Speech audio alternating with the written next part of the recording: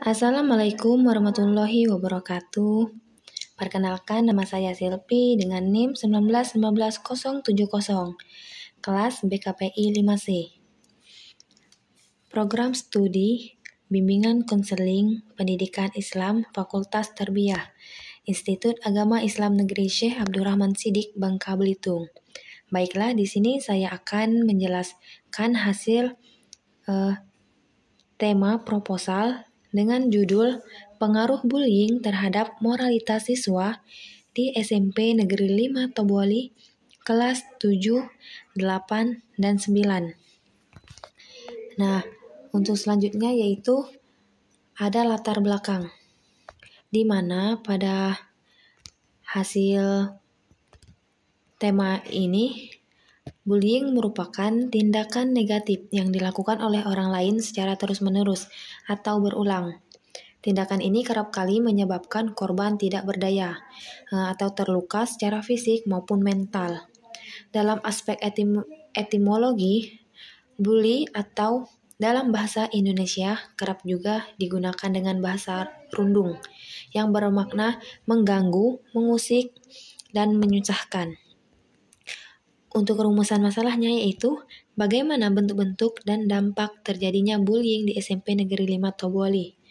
Yang kedua, bagaimana pendekatan yang dilakukan oleh guru dalam pembentukan moral siswa agar tidak terjadinya bullying di SMP Negeri 5 Toboli tersebut.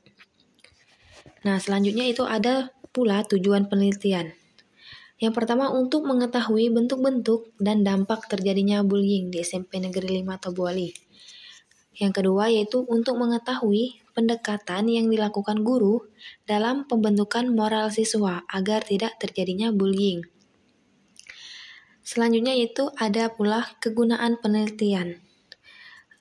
Kegunaan penelitian teoritis di mana mendapatkan informasi tentang bentuk interaksi antara siswa, mendapatkan informasi tentang bentuk tindakan bullying, serta mendapatkan informasi tentang faktor yang menyebabkan siswa melakukan tindakan bullying tersebut. Selanjutnya itu ada kegunaan praktis, di mana penelitian ini diharapkan mampu memberikan informasi dan masukan bagi para guru kelas maupun guru konseling yang berkaitan dengan hal-hal yang mempengaruhi perilaku bullying. Nah, selanjutnya di sini yaitu ada landasan teori, di mana definisi bullying terhadap moralitas siswa itu bagaimana. Nah, bullying adalah suatu atau sebuah hasrat untuk menyakiti yang diperlihatkan dalam aksi sehingga menyebabkan seseorang menderita. Dalam aksi tersebut dilakukan secara langsung oleh seseorang atau sekelompok orang yang lebih kuat dan tidak bertanggung jawab. Di mana moralitas siswa juga adalah kualitas dalam perbuatan manusia yang menunjukkan bahwa perbuatan itu benar atau salah, baik atau buruk. Ada pula macam-macam bullying. Yang pertama yaitu ada bullying verbal. Seperti contohnya yaitu berupa julukan nama, celah, fitnah, kritikan kejam, bahkan penghinaan.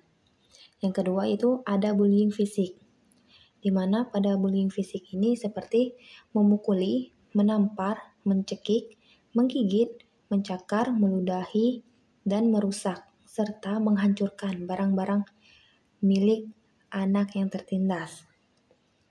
Yang ketiga yaitu ada bullying elektronik, di mana pada bentuk ini yaitu perilaku bullying yang dilakukan pelakunya melalui sarana elektronik seperti lewat komputer, internet, email, dan sebagainya. Selanjutnya yaitu faktor-faktor yang mempengaruhi bullying, di mana terdapat dua faktor. Yang pertama yaitu ada faktor internal. Dalam faktor internal ini yaitu karakteristik atau kebiasaan yang terbentuk dari respon emosional orang tersebut. Yang kedua ada faktor eksternal, di mana faktor dalam keluarga dan juga faktor dari lingkungan sekolah atau masyarakat. Nah, bagaimana pendekatan dalam mengatasi terjadinya bullying pada siswa? Di sini terdapat beberapa pendekatan, yaitu pendekatan positivistik adalah berpikir spesifik, berpikir tentang empirik melalui pengamatan yang terukur dan dapat dihapuskan atau dieliminasi, serta dapat pula dimanipulasikan, dilepas dari satuan besarnya.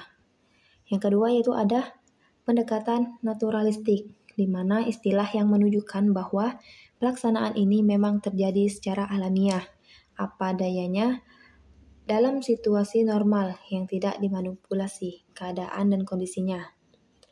Yang ketiga yaitu ada pendekatan sosiokultural, di mana pendekatan ini yang melihat dimensi manusia tidak sengaja sebagai individu, melainkan juga sebagai makhluk sosial budaya yang memiliki berbagai potensi yang signifikansi bagi pengembangan masyarakat, dan juga mampu mengembangkan sistem budaya dan kebudayaan yang berguna bagi kesejahteraan dan kebahagiaan hidupnya. Selanjutnya itu nilai-nilai moral yang perlu diajarkan pada anak agar tidak terjadinya perilaku bullying, seperti mengajarkan sikap saling menghargai satu sama lain merupakan salah satu pelajaran pendidikan moral yang perlu diajarkan pada anak-anak mulai sejak dini. Selanjutnya juga mengajarkan sikap jujur dan tidak berbohong. Orang tua harus memberikan penjelasan pada anak bahwa bersikap jujur merupakan hal yang sangat penting. Mengajarkan sikap rendah hati dan suka menolong sesama. Nilai moral yang sangat penting untuk diajarkan pada anak adalah sikap saling menolong dan rendah hati. Mengajarkan sikap bertanggung jawab atas apa yang telah diperbuat. Pelajaran yang berhubungan dengan tanggung jawab penting sekali diajarkan pada anak-anak. Mengajarkan sikap menyayangi, saling menyayangi adalah suatu sikap untuk menciptakan persaudaraan antar sesama manusia. Nah, dari tema penelitian ini yaitu terdapat jenis penelitian, di mana dalam penelitian ini penulis menggunakan penelitian yang bersifat kualitatif dengan metode deskriptif, yaitu suatu penelitian dengan mengumpulkan data di lapangan dan menganalisis serta menarik kesimpulan dari data tersebut agar penelitian dapat dilakukan secara sistematis dan terprogram. Dan untuk subjek penelitiannya yaitu penelitian kualitatif adalah penelitian yang bermaksud untuk memahami fenomena tentang apa yang dialami oleh subjek penelitian secara holistik atau menyeluruh, tidak dapat dipisah-pisahkan, dan dengan cara deskripsi pada suatu konteks khusus dengan memanfaatkan berbagai metode alamiah. Dan untuk teknik analisis data, dalam penelitian ini, penulis mengolah data yang berasal dari hasil wawancara menggunakan teknik analisis data berdasarkan hasil wawancara. Artinya, setiap data dari hasil wawancara dimasukkan ke dalam penelitian ini seadanya, kemudian mengambil beberapa kesimpulan serta memberi saran-saran yang bersifat membantu penyempurnaan kekurangan yang terdapat dalam penelitian ini. Baiklah, terima kasih. Hanya itu yang saya dapat sampaikan. Jika ada kata-kata yang salah, saya mohon maaf, dan kepada Allah saya mohon ampun. Tugas ini dibuat untuk memenuhi salah satu mata kuliah praktikum bimbingan konseling dengan dosen pengampu yaitu Ibu Diah Arum Katika Sari, MPD. Terima kasih.